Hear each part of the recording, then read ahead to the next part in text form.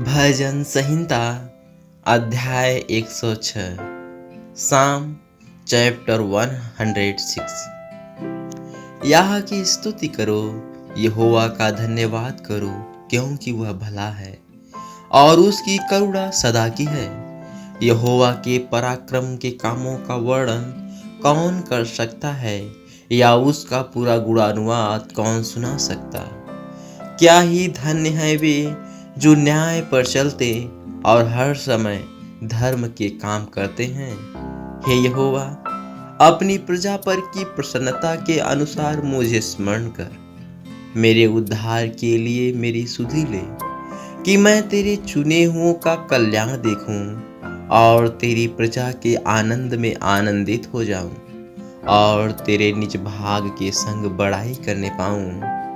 हमने तो अपने पुरखाओं के समान पाप किया है, हमने कुटिलता की, हमने दुष्टता की है। मिस्र में हमारे पुरखाओं ने तेरे आश्चर्य कर्मों पर मन नहीं लगाया, न तेरी अपार करुणा को स्मरण रखा। उन्होंने समुद्र के किनारे अर्थात लाल समुद्र के किनारे बलवा किया, तो भी उसने अपने नाम के निमित्त उनका उद्धार किया, जिससे वह अपने पराक्रम को प्रकट करे। तब उसने लाल समुद्र को घुड़का और वह सूख गया, और वह उन्हें गहरे जल के बीच से मानो जंगल में से निकाल ले गया।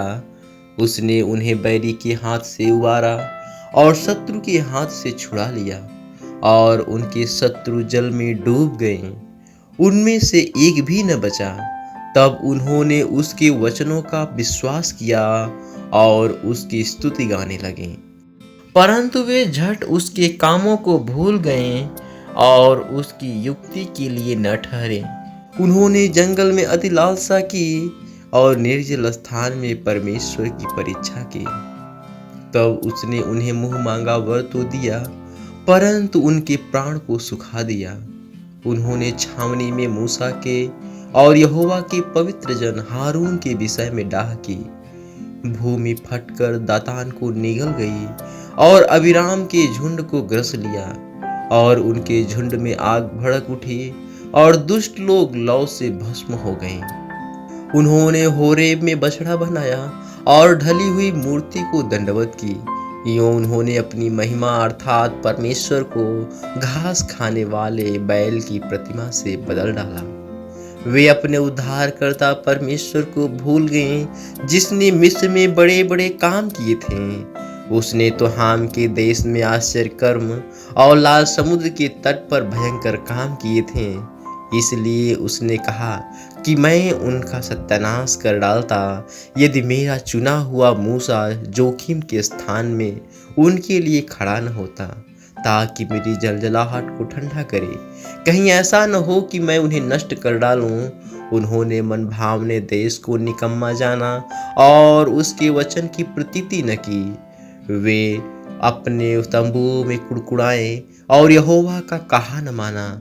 तब उसने उनके विषय में शपथ खाई कि मैं इनका जंगल में नाश करूंगा और इनकी वंश को अन्य जातियों के सम्मुख गिरा दूंगा और देश देश में तितर बितर करूंगा।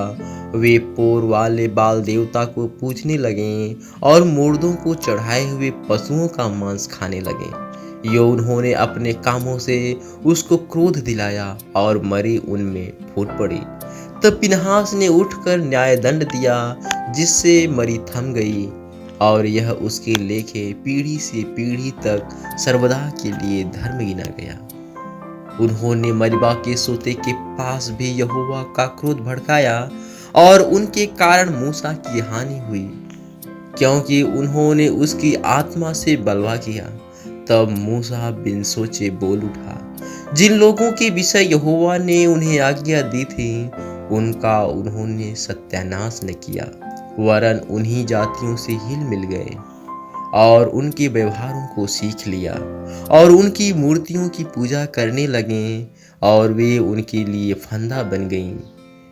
वरन उन्होंने अपने बेटे बेटियों को पिशाचों के लिए बलिदान किया और अपने निर्दोष बेटे बेटियों का लहू बहाया, जिन्हें उन्होंने कनान की मूर्तियों पर बलि किया।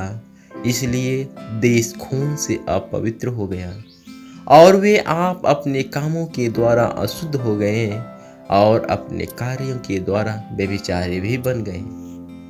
तब यहोवा का क्रोध अपनी प्रजा पर भड़का और उसको अपने निज भाग से घृणा आई। तब उसने उनको अन्य जातियों के वश में कर दिया और उनके बैरियों ने उन पर प्रभुता की। उनके शत्रुओं ने उन पर अंधेर किया और वे उनके हाथ तले दब गए। बारंबार उसने उन्हें छुड़ाया, परंतु वे उसके विरुद्ध युक्ति करते गए और अपने अधर्म के कारण दबते गए।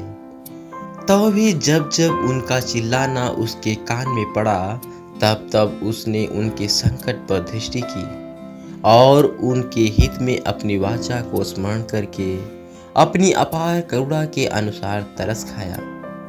और जो उन्हें बंदी बनाकर ले गए थे, उन सब से उन पर दया कराई। हे हमारे परमेश्वर यहोवा, हमारा उद्धार कर और हमें अन्य जातियों में से इकट्ठा कर ले कि हम तेरे पवित्र नाम का धन्यवाद करें और तेरी स्तुति करते हुए तेरे विषय में बड़ाई करें। इस्राएल का परमेश्वर यहोवा अनादिकाल से अनंत काल तक धन्य है। और सारी प्रजा कहे आमीन। यह की स्तुति करो।